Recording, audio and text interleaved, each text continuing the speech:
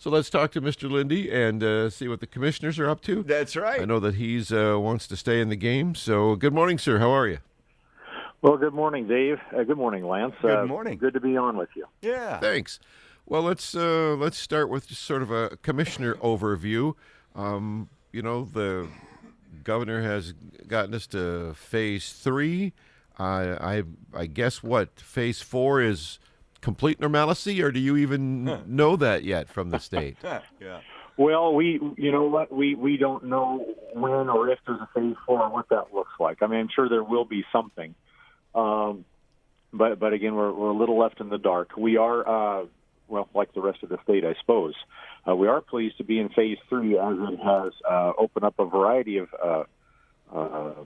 activities and venues. We're glad to see our restaurants and other businesses now open to 50% capacity. I really think that's going to be a game changer for a lot of our restaurants. Yeah. They don't operate at 100% capacity all the time. You have crowds that ebb and flow. So if they can stay consistently at 50%, then I think that's a big jump over 25%. And of course, we wish them well, as well as our sporting activities. It's good to see high school sports start to have crowds in the stands, and even the Mariners, that the Mariners can open up. I'm glad about all those things. Yeah. We went without them last year. Definitely. Been too long. When the county commissioners are talking and wanting to know more, wanting to get more information, I'm wondering, are you guys more in connection with the governor's office, or do you find that you can get more information right out of our local health district? Is it a struggle to get information from the governor? Well, I will be honest, we try to work with both. We work with our local health district to give input there and get information back, as well as the State Department of Health and the governor's office. I will tell you that most of the time when we get information, it's typically through the health district. We'll get sometimes a response from the governor's office, usually like, thanks for the feedback, we'll let you know. But anyway, but they're somewhat responsive. I think the local health district has been more responsive in the area of getting us information.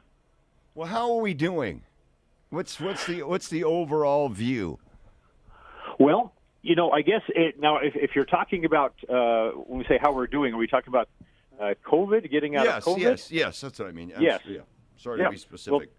Well, that's okay. I mean, actually, most of our topic of conversation seems to center around COVID these days, doesn't it? And I guess I would say this: we're making a lot of progress.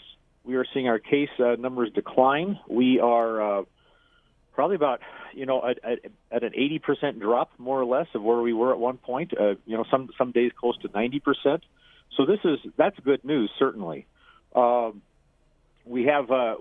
kind of right on the cusp as far as now we've entered into phase 3, and they put these new criteria in, which is 200 cases per 100,000 of new cases over a 2-week period, as well as our new hospitalizations for COVID over a 1-week period. And we're just really right at those levels on both of those. So there's a little bit of concern. We don't really want to go back into phase 2 at this point. We have 3 weeks to figure that out, or at least it's not a 1-week or 2-week period. It gives us a little more time, and we should get some advance notice. But hopefully we can drop those numbers just a little bit more. However, I will state this. When we look at the cases per 100,000, I think it's unfortunate that's a criteria at all. Because, yes, does it tell infection rates? Well, of course. But does it tell the severity of the cases? No. That is much more told by the hospitalizations we have. Yeah. And our hospitalizations, we were at a peak a couple months ago of 70 at one time, and now we're sitting somewhere between in the last 2 weeks has been somewhere between 6 and 12, I think, for the most part. So a huge drop there, which is great news. And the other part of that is when people are hospitalized, most of the time they're in and out more quickly. So that speaks to what, a different strain, or I think it speaks to the severity of the cases. I think it speaks to better treatment. Over time, the hospitals and our doctors have learned better treatments, how better to treat the disease, and so there's a quicker turnaround time and quicker recovery in most cases. Gotcha. Well, have you guys been apprised? Is there concern about the different strains that have popped up that, and by some measures, seem to be a little more resistant, or we just calling it COVID and keeping on keeping on? Well, the information, we're getting some of the variants here. There's nothing out there that I see that, from what I've read, that say that any of these are more deadly. Some of them do say that they're more contagious, but it's kind of something that's common to be expected in the lifetime of a virus. That as you get, I would say, nearer the end of the life of a virus, that it starts to change or mutate, and that's why we see these variations. I don't think it's a cause for alarm, but I should refer you to an article that was written by a doctor, Marty McCady, I believe, back on February 18th. Now, he has a master's in public health, and he's a well-known surgeon at Johns Hopkins University. They've been very involved in COVID research over the past year, and he has looked at the drop in cases, and he said, why? Mind you, this is an article that's a month old. He says, the vaccinations at that point had maybe reached a little over 10% of the population, and not quite 10% had actually received their second dose. So he said, you can't attribute this large drop in cases to simply the vaccine. Right. He said, there has a lot to be said for natural immunity. And he went through the fact that we had 28 million people that had tested positive, but we also have people that had caught the disease and never shown symptoms, or maybe they had some symptoms but were never tested. And as you look at antibody tests, and something that he refers to as T-cell memory, he used a multiplier to get us to the point where he feels that we have natural immunity probably in about 50 to 55% of the American public at this point. Yay. Great news. Okay. Great news. Like to hear that. Yeah, definitely. Well, you want to continue to do what you're doing right now. I take it you've been in the job now for, how long have you been on the Yakima County Commission so far, Mr. Linde? Well, it's been a little over 4 months. I was appointed back in mid-November. And it's been an interesting opportunity. There's a lot to learn. One of the things that I don't think I realized immediately upon getting the appointment was just the broad scope of everything that you have to be familiar with and understand on a county level. When we think about state and federal government and all the different functions they have, well, most of those, except for things like international, military, those kind of things, they happen on the county as well. So on a given day, we'll be having a conversation with human resources about, pay levels. There's labor negotiations. We talk with the sheriff, maybe the prosecuting attorney. We'll talk about the homeless situation, drug laws and changes there, and what those ramifications are, as we spoke to recently, and Joe Brusick was addressing yesterday. But we also go into zoning, planning, economic development, the health district, of course, and so many other topics.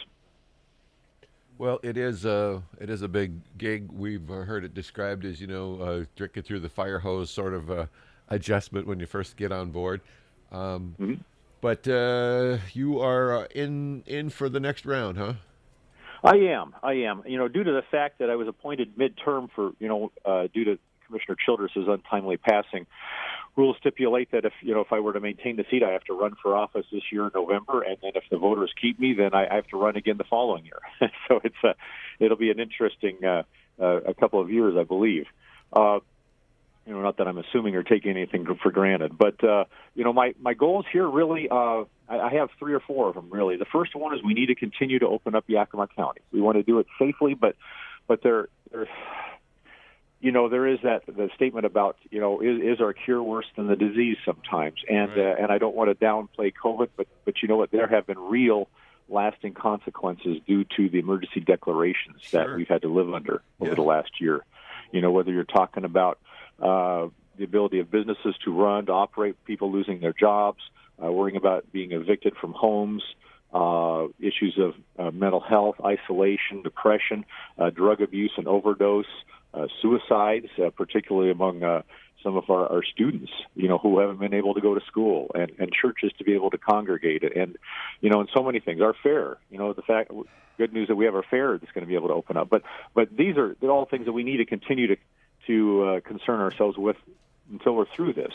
Hopefully, Dr. McCady's right, and this will be mostly, within the next month or two, we'll be behind it for the most part. But this continues to be a focus of mine.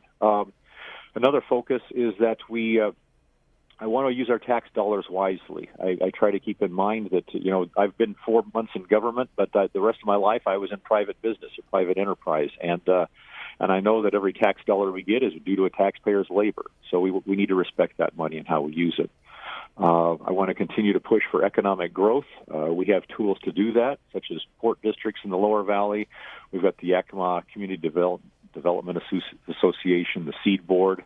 Another thing, though, that I have noticed as I've talked to people in business and those involved with economic development is the idea of putting a good public face forward for our investors. This involves things like perhaps community cleanup initiatives. That we used to have a spring cleanup day, and we want to pursue that as commissioners and see how we can involve community and local groups, service organizations to maybe make some improvements in certain areas of the county to be a factor in helping attract investment and new businesses to the area. That sounds great. I mean, we all live with that, whether we're investing or not. It's a walk through our daily lives in parts of the county, and so that's good to hear.